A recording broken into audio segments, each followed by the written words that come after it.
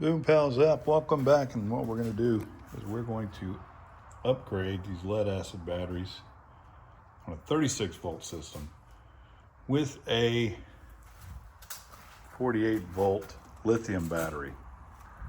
Now this I look forward to. It's just going to be a little more detailed than I thought it was. So I'm going to have to replace the solenoid and the control panel for 48 volts also, or the controller. But we'll get started by removing these batteries first. Inside the box here is the charger. Comes with a charger.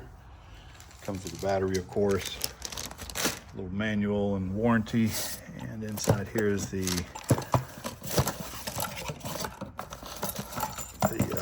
LCD panel, or that's not it's a touch screen panel, and some little nuts and bolts and something to secure the battery onto the frame. Got all the wires off, and now I'm just going to lift those batteries out and recondition them because they weren't working as of right now. It wouldn't detect the voltage in order to charge them. So I got to get a little voltage in them. Got the batteries out charging. Hopefully I can get them reconditioned. That's how you charge a 6 volt battery on a 12 volt charger. You gotta circuit them together, just two at a time. Some corrosion in here. Got those two pieces that are sticking up I have to address. Either cut them off or build it up higher above like put a board up higher. And then this little guy. I can't read anything on there. A little bit, but I don't know whether I have to take it off so I can see if it's rated at 48 volts. I don't know if this is going to be, I don't know much about this cart because it's old and it didn't come with a manual. So if these are not 48 volt rated, I have to replace the controller, and that's the solenoid. Got a little bit of background noise here. The battery's charging, but the good news is this is rated for 48 volts. I don't have to change it. So this one is 2006, and it's a 1997 cart. This was installed 2006 or later. However, the solenoid is only 36 volts. So I'm gonna have to replace this. I've got one that's come from Amazon. It's kind of a generic, but it's 48 volt. And since I have time, I'm gonna go ahead and charge that battery. Make sure it's ready to go in. I'm also gonna measure this. Instead of cutting these off, what I'm probably gonna do is put in some boards on top of this and just set the battery on top of this so I don't have to cut anything, and just ratchet it all down so it's all secure. So I'm gonna measure it to make sure I have enough for the entire top portion of this. So I've put the posts on here and hooked up the little charging unit to it. I've also hooked up the touch screen, smart LCD screen. And it says it's 54% and on standby. So what I'm going to do is plug in the charger, have it all connected. I plugged it in and the little fan started up, so it's starting to charge. This indicator says it is charging. Yeah. Time to full, 2 hours, 35 minutes. Told you. 100%, right about the time it said it would do, about 2.5 hours. We're done. Focus on the cart. I've been waiting on my upgraded solenoid to come in, but my overnight delivery became a 3-day delivery. But what this gave me the chance to do is have all this stuff dry out real good. I'm going to hit it with the wire brush, but since I couldn't find my wire brush, I'll use those. And I'm going to hit it with a coat of paint to keep it from rusting any further, or at least, a little bit. At least won't have any of that battery acid dripping on it anymore. And I'll hit it with that. I can't find my extension, but I think I can use these to do a good job, but we'll see what it looks like afterwards. The larger pieces of debris off of it, it's really solid, so I'm going to use it. And I'll just put a coat of Rust-Oleum on there, keep it from rusting any further. Yeah, there it goes. Looks a lot better.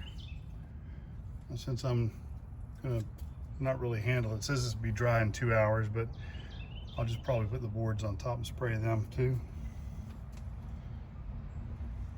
I don't know if I've said this, but these things should ideally be removed. I don't have a grinder right now, so I'm gonna put boards to raise it up. I don't know if I've already said this or not, but I'll show you what it looks like in a second. Here's my handiwork. Had to cut the boards a little bit shorter there, left them long on there to keep, so there's more surface room. And I put a little 2x4 in the corner just to keep it from having a big hole over there. Let me paint this up, and we'll wait for it to dry and throw the battery in. Or while we're doing that, I'll go ahead and put on the controller and the solenoid. Here we are post paint. And unlike the bottom piece, I'm gonna have to wait for this to dry. So give me about an hour, hour and a half, and I'll come back out here and start throwing stuff in it. I rolled it out in the sun a little bit to heat it up, make it dry faster. It's been about an hour and a half. I'm gonna go ahead and start putting in the controller and the solenoid. Now, I could take the time to paint this, but it's gonna be covered up by this box anyway, so I'm not really gonna worry about it. Got the solenoid attached to the controller, and I'm gonna put all the wires back on the solenoid the way I found them on the old solenoid. And I'm gonna refer to the pictures that I took of it prior to removing it. So let me go do that, and I'll put them back on as I saw them. Well, you can see how, okay, you can see it a little bit. That's how they were on there. And I believe these are they're not polaric, so you don't have to worry about which side goes positive or negative or blue or red or whatever you got, as long as they're opposite. But that's how they're wired onto the other one in a very similar fashion, even though the other one looks a little different than this. And I'm gonna go with that until it doesn't work, so wish me luck. I'm gonna tighten these down, then I'll install the controller back up on the block here and then put these wires back on. Okie dokie, got everything back on. It looks like my pictures. Got it tightened down. You don't have to be He-Man, but you gotta be, make sure it's not gonna have an arc. So you wanna tighten down, it's not gonna wiggle loose, and it's not gonna arc. Now it's done. I can get to doing something else now. Ooh, I didn't think I'd ever get back together. Back on. Now, let's put in the battery. So which way should it go? Should it go in the front? Should it go in the back and cover up that hole? I think I'll put it in the back just because I think I can secure it better. I don't want them flopping around when I've hit the bump, so I'll probably end up bolting these down. These are going to be secured by the battery and that little tension braid or whatever it's called. I've got to look at this thing, and I know this goes to the positive, but what does this go to? I have to figure that out because I didn't take a picture of that before it was taken apart. And I didn't take it apart, so it must come off something. Went ahead and put those tension straps through, so I figured it'd be easier to do that before I put the battery in than after. Okie dokie, I've had my helper help me get this, put it into the battery bay. It's 87 pounds, I don't recommend you doing it by yourself. It probably could be done, but I don't recommend it. Now I'm gonna hook it up, then I'm gonna slide it back into place back there and then tighten everything down. So hopefully this went to some other thing that's been removed since or before I had it. I don't know. If you want to put down in the comments what you think it is and whether you think it'll run without it. Hey, we'll guess. All right, so I've got the charger over there. I'm not sure whether I'm going to mount it over there or whether I'm going to mount it in the middle here.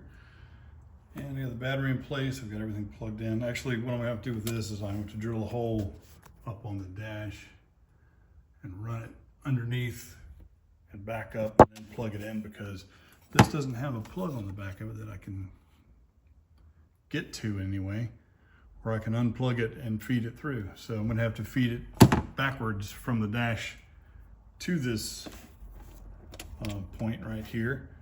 And then I was looking at this also, and I think right here is a spot where this may go. So if this is here, which it doesn't fit, it came off really easily, so I'm going to clamp it down and then hook it back up to the pole, and we'll see if that works that way. Because spoiler alert, it didn't work the other way.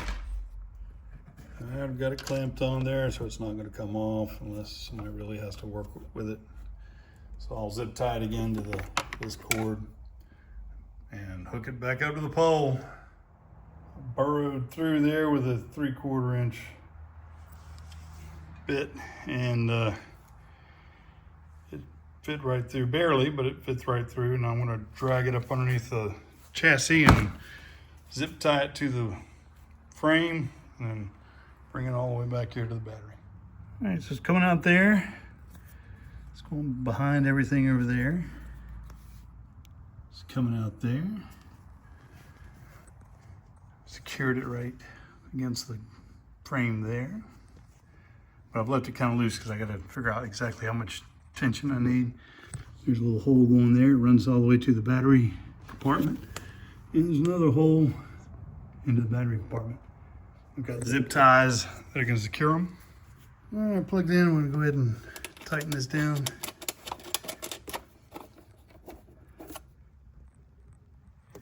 And we'll slide the battery into place, just see how much tension I need. Well, here it is. Got it ratcheted in. Got everything attached. Got the sensor display attached and secured to the bottom.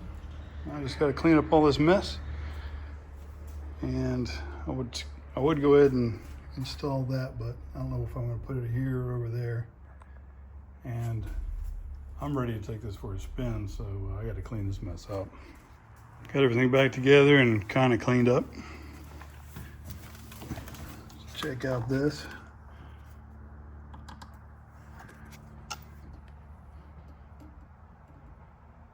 "100%, 999 hours. All right. Reverse. Take the brake off.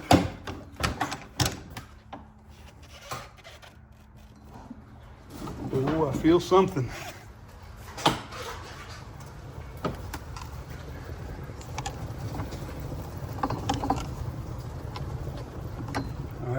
I never got more than 10 miles an hour out of this thing, so let's hope it goes faster.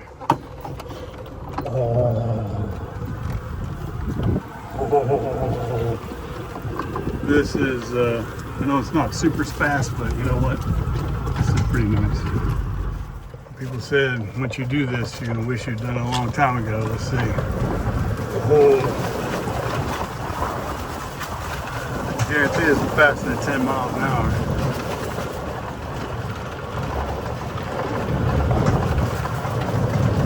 Now if I can just keep from hitting anything. Make sure I don't run over any gopher holes. Or gophers for that matter. Gopher tortoises, that is. No slowing down up here. Oh, there's one. Those batteries, they never, once you got them in the grass, they'd go slower. This thing doesn't stop, man. I'll tell you right now, I'm going to invest in a windshield. Never needed one before. Get it as I'm moving around with it.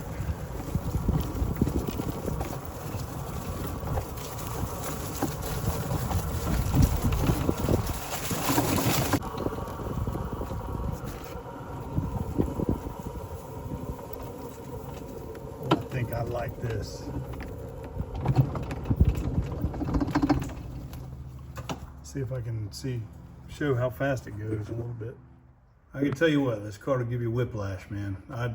It's probably, I got 16 miles an hour out of it. 16 miles an hour doesn't sound like a lot, but for a big wobbly wheeled cart, it's a lot. I mean, you got to pay attention to what you're doing, and the sucker will wobble you right off the road. But I went about 2 miles, and it's 91%. And I got a top speed of 16 miles an hour with brand new, fresh batteries. I never got even any higher than 9 miles an hour.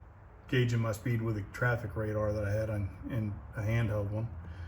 But man, I'm impressed. Should have done this a long time ago. Got it in the car garage. I'm probably going to have to take that port out and make a port for this, but for right now, I'm going to charge it by extension cord here. Got it plugged in, the blower came on. And this says charging.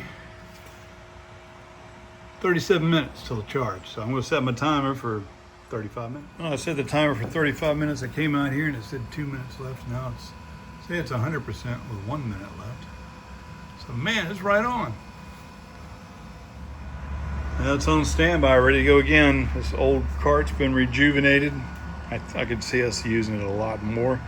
Boom Pals app, like, subscribe, comment, and share, and we'll see you next time. And if you think I should have done something different, throw me a comment. Say, hey, look, this is what else you need.